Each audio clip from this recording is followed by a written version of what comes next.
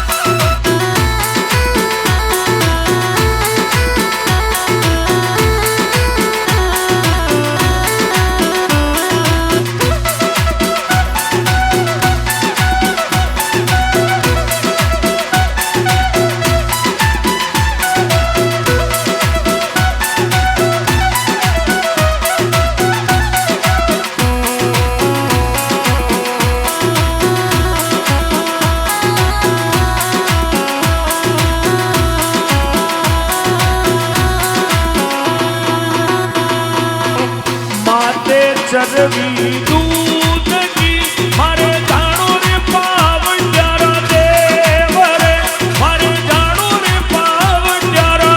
देव रे माँ तेरे चरवी दूध की मारे जानो रे पाव प्यारा देवरा मारे जानो रे पाव प्यारा देवीरा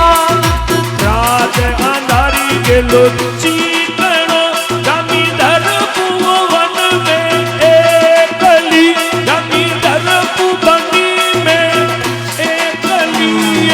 रात या नारी के लोची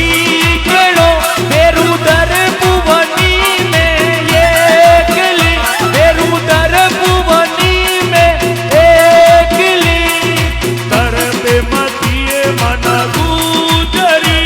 डोलार वो डम के आव जो ते खुलाए लटूया आव जो कर पे मतिए माना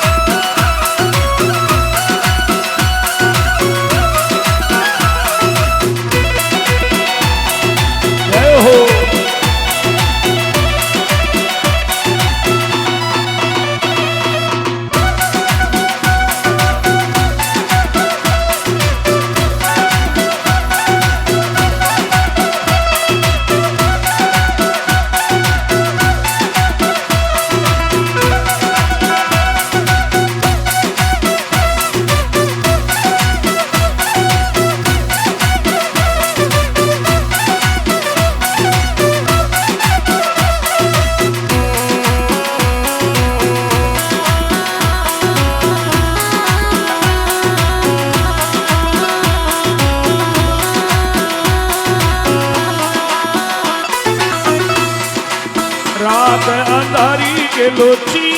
गणो जमींदार वन में एकली जमींदार वन में एकली रात या नारी के लोची गणो जमींदार भुवनी में एकली बेरुदर भुवनी में एकली कटे तो उतारो चरवी दूर